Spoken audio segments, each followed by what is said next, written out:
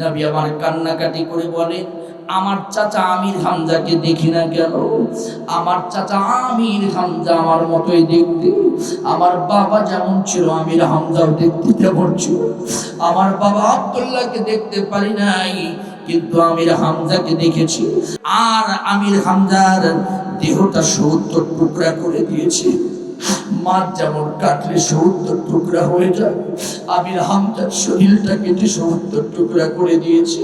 উহুদের যুদ্ধ হয়েছিল ৬২৫ খ্রিস্টাব্দে।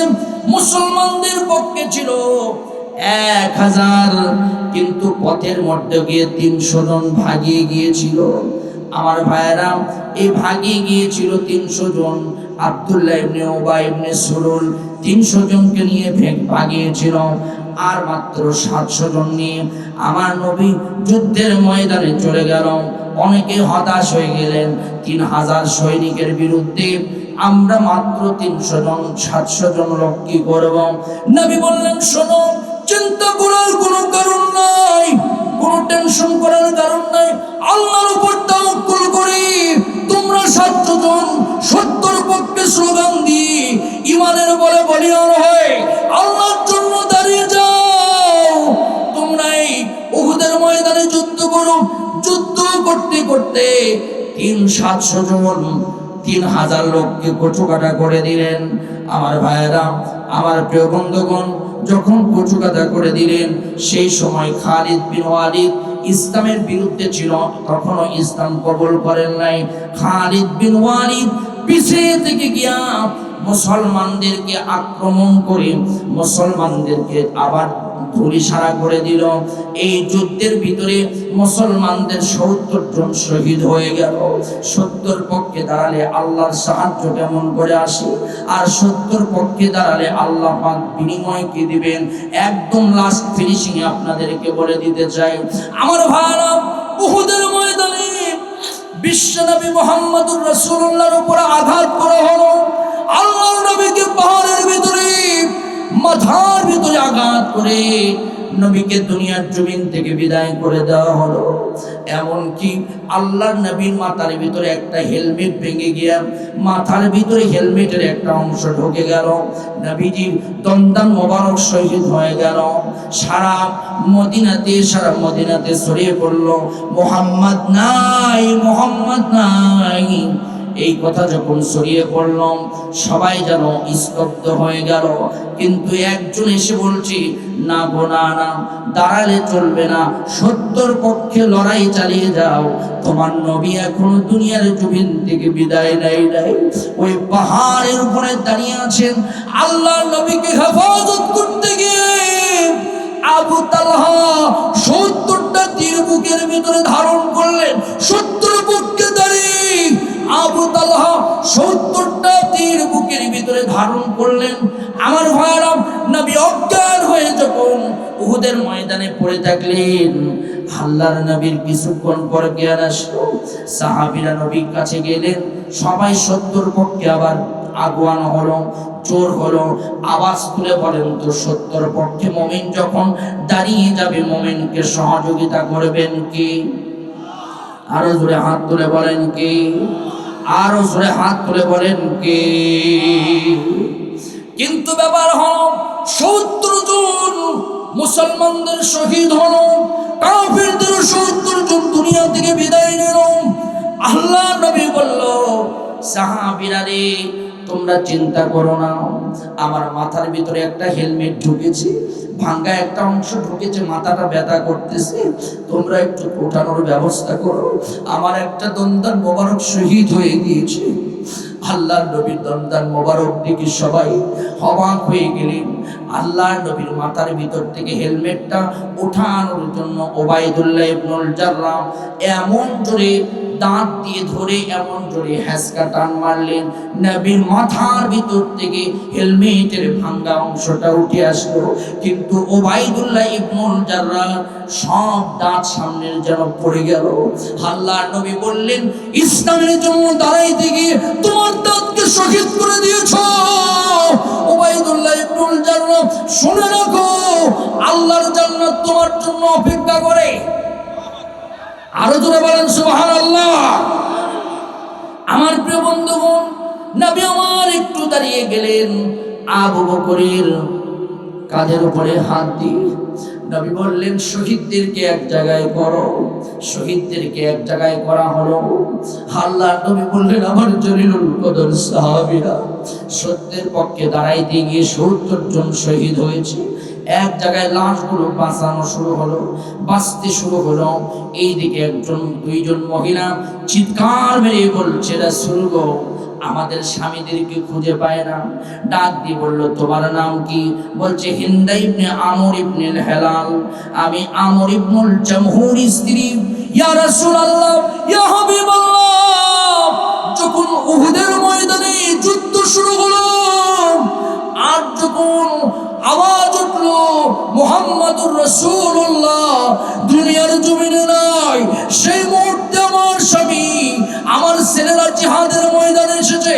আমার স্বামী লুলা মানুষ, দুইটা পায়ে কোনো শক্তি নাই, দুইটা হাতে কোনো শক্তি নাই।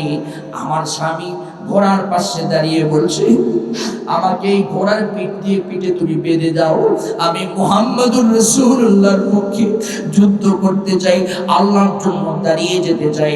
আমরা ঘোড়ার পিঠে তার জেদে বাঁধিয়ে দিয়েছিলাম, আজকে আমার স্বামীকে খুঁজে পাই না। নবী, আমার স্বামীটাকে দেন। আল্লাহর নবী ৭০ জন ওই লাশের ভিতর থেকে আমর ইবনুল জামহুর লাশটা বের করলেন, করে বললেন, আমর ইবনুল জামহুর আল্লাহর জন্য দুইটা পা নাই, জিহাদের ময়দানে এসেছে। আল্লাহ নবী বললেন, এই তো তোমার স্বামীর লাশ। বিশ্ব নবীকে বললেন, ইয়া রাসূলুল্লাহ, ইয়া হাবিবাল্লাহ, আমার বাড়ির পাশে আমার স্বামীর লাশটাকে দাফন করব, আর মাঝে মাঝে আমি আমার স্বামীকে দেখব, দেখে আল্লাহর কাছে দোয়া করব। নবী বললেন, নাও, উটের পিঠে উঠাও। উটের পিঠে উঠানো হলো। আমার ভাইয়েরা, উটকে আঘাত করা হলো, এক পা উট নড়ে না, এক পাও নড়ে না, উট যেন বসে গেল। নবীকে জিজ্ঞাসা করলেন, ইয়া রাসূলুল্লাহ, আমি উটের পিঠে উঠানোর পর এত উটকে অনুরোধ বিনোরোধ করলাম, আঘাত করলাম, কিন্তু উট এই উহুদের ময়দান থেকে উঠে যায় না। বিশ্বনবী বললেন, সত্য করে বলো তো, তোমার স্বামীর সাথে তুমি যুদ্ধের ময়দানে আসার সময় কোনো খারাপ ব্যবহার করেছো কিনা? ওই মেয়েটা বলছে, ওই স্ত্রীটা বলছে, আমর ইবনুল জামহুর ডাক দিয়ে বলছেন, নবী গো, যখন বের হয়ে আসে তখন আমি তার সাথে খারাপ আচরণ করেছিলাম। সে আকাশের দিকে হাত তুলে একটা দোয়া করেছিলেন। দোয়াটা হলো, আল্লাহুম্মা লা তারুদ্দুনি ইলা আহলিহি, আল্লাহ কোনদিন যেন আর পরিবারের কাছে আমি না ফিরে আসি। আল্লাহ নবী বললেন, আমর ইবনুল জামহুর লাশ তোমার বাড়িতে যাবে না, এই উহুদের ময়দানে এসে শহীদ হয়ে গিয়েছে, উহুদের ময়দানে তাকে দাফন কাফন করতে হবে। আমার ভাইয়েরা, আমার প্রিয় বন্ধুগণ, ডাক দিয়ে বলছি, না ইয়া রাসূলুল্লাহ, আমি মাপ চাই। আল্লাহর নবী বললেন, মাফ করে দেওয়া হলো। আর একজন দাঁড়ায় গেলেন, বললেন, তোমার কি অভিযোগ? বলছে, ইয়া রাসূলুল্লাহ, আল্লাহর জন্য আমার স্বামী দাঁড়ায় গিয়েছে বাসরের ঘরে, আমার সাথে আমার স্বামী খুনসুটি করছিল, একান্তে মিলামিশা করার পর গল্প করতেছিল। হঠাৎ করে আমার স্বামীর কানে আসলো, জিহাদ ফি সাবিলিল্লাহ, জিহাদ ফি সাবিলিল্লাহ, নবী দুনিয়া থেকে বিদায় নিয়েছেন। আমার স্বামী ফরজ গোসল বাদ দিয়া একটা তরবারি নিয়ে আমার কপালে একটা চুম্বন করে বলছে, স্ত্রী বেঁচে থাকলে দেখা হবে, আর মরে গেলে আল্লাহর জান্নাতে দেখা হবে। ওই সাহাবীর নাম ছিল হানজালা। বিশ্বনবী ৭০ জনের ভিতর থেকে খুঁজলেন। আল্লাহ নবী বললেন, দেখো তো হানজালার কি অবস্থা। হানজালার লাশটা বের করে নিয়ে আসা হলো। নবী অন্তত ফরজ গোসলটা তো দিতে হবে। হানজালার লাশ বের করে নিয়ে আসা হলো। নবী বলল, ও হানজালার স্ত্রী, তুমি চিন্তা করো না, আল্লাহ পাকের জন্য তোমার স্বামী দাঁড়িয়ে গিয়েছে সত্যর পক্ষে।